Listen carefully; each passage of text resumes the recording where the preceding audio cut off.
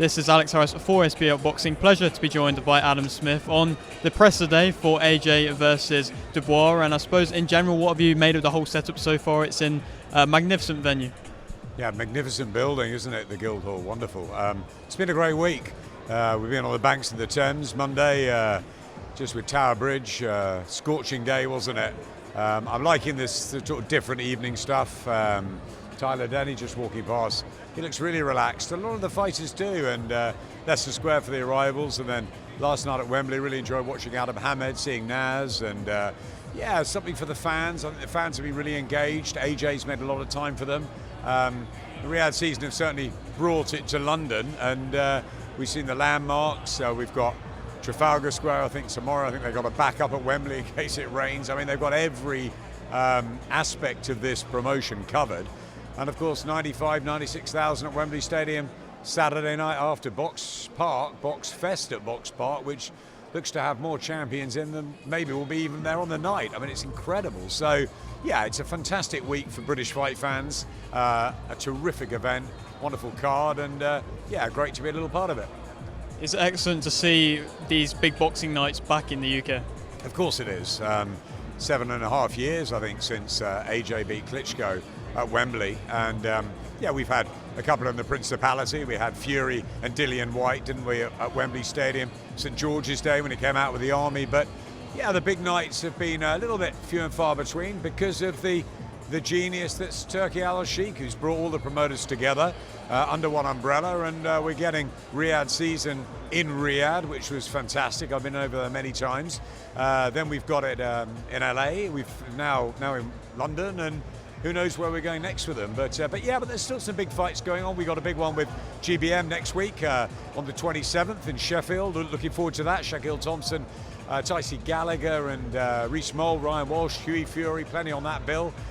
You wind forward to October. You've got Nick Ball back. You've got Jack Catchwell back in a big fight. And then October 12th, obviously Riyadh, December 21st, Riyadh. So I think there's enough happening in Britain, but we've got to make sure that fight nights are still here. And of course, a lot of the big fights, like the Wardley Clark sort of tight fights, which would have been here, are going to Riyadh. But yeah, we've got to make sure there's plenty here for the fight fans. But then there's the big cards are being put on by Seller and Turki Al-Sheikh and his team, and Eddie and Frank and Ben and Calla, and everyone's involved. We just need to get Izzy up there now.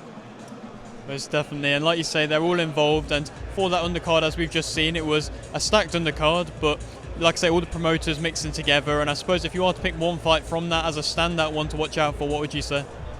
Well, I know Josh Warrington very well, and I'm really looking forward to the Kakachi-Warrington fight.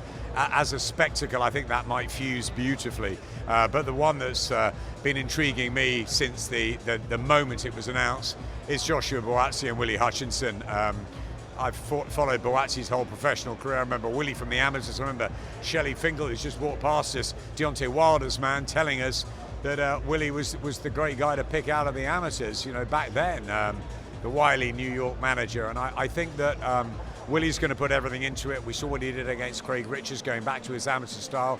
I don't think we've seen the best of Buatsi as a pro yet. I've always thought he was world class. I believe he can win a world title, but I think we've got to see him really perform in a statement sort of fight.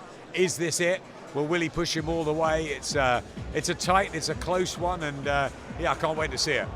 And of course, we're about to see both the main guys go up there, and I'm not really expecting too much of a back and forth between the two of them, but do you feel like it is going to make for an excellent fight, and the styles again are going to gel?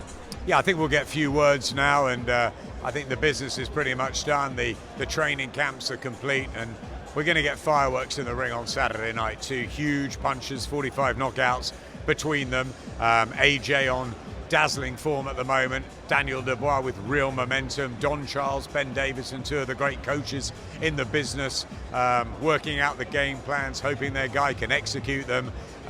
For me, Joshua starts a big favourite with the experience of the stadiums, with the resume, with that wonderful right hand. If you can, jackhammer that in the first 2 or 3 rounds, we know that Daniel's got to be very careful defensively.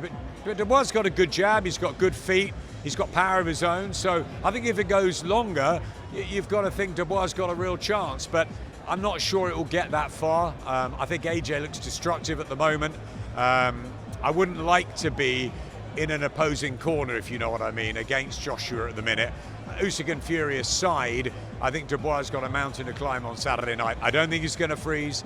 I think he's dealt with the Poland crowd when he fought Usyk. I think he's going to have an absolute all guns blazing mentality, and I think it's going to be a shootout. I just hope he really goes for it, Dubois, because it's his massive opportunity. We saw Dillian Whyte not quite turn up against Tyson Fury. Let's hope that we get a real blend of big punches in there. It's not going to go the distance. I favour Joshua, but write Dubois off at your peril. It's a live fight.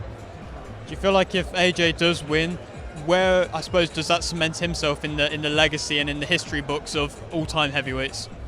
Yeah, it's a difficult one because, of course, he's not beaten Usyk and he's not beaten Fury and he's not beaten Wilder yet. So, we don't know if we're going to see Deontay ever in a ring again. I prefer not. Tyson Fury's got his own business in a revenge mission against Alexander Usyk, who's the best, who's beaten AJ twice. But for his story, Olympic gold medalist who's lit up the country, the golden boy, the poster boy of British boxing, Anthony Joshua has already cemented his place in the sporting history books, certainly in Britain. As far as his legacy in heavyweight boxing worldwide, if he wins this, he becomes a 3-time heavyweight champion, along with the likes of Ali, of Klitschko, of Evander Holyfield. Not many are in that bracket, so you've got to say he'll go down as a great, but I think he still needs, if he beats Dubois, when he gets that third world title or third-time world title, I think he needs then to go and beat a Fury or an Usyk to really cement himself in this sort of all-time greats. He's still got work to do, Joshua. To the casual fan, he already is there, and to what he's brought to boxing, unrivaled certainly in Britain that we've ever seen. Frank Bruno was a big hero, but Joshua, the way he's utilised his image and the sponsorship he's got and the crossover appeal, I don't think we're going to see a like, certainly at heavyweight, anytime soon. I think every woman in my family fancy AJ, and I think my brothers do as well. So everyone loves AJ, and I think that he's still the same guy as I remember many, many years ago. He has time for the fans, and he will always have his place. Nassim Hamid, who was there last night, has his place in boxing history. Ricky Hatton has his place, Joe Calzaghe his, and I think that AJ will have his own whatever happens on Saturday night. But if he wins and then goes on to fulfill his dream either of beating Fury or becoming undisputed, no question he'll go down as one of the greats we've had. Adam, I completely agree with you. As always, a pleasure speaking to you, and thank you very much. Pleasure.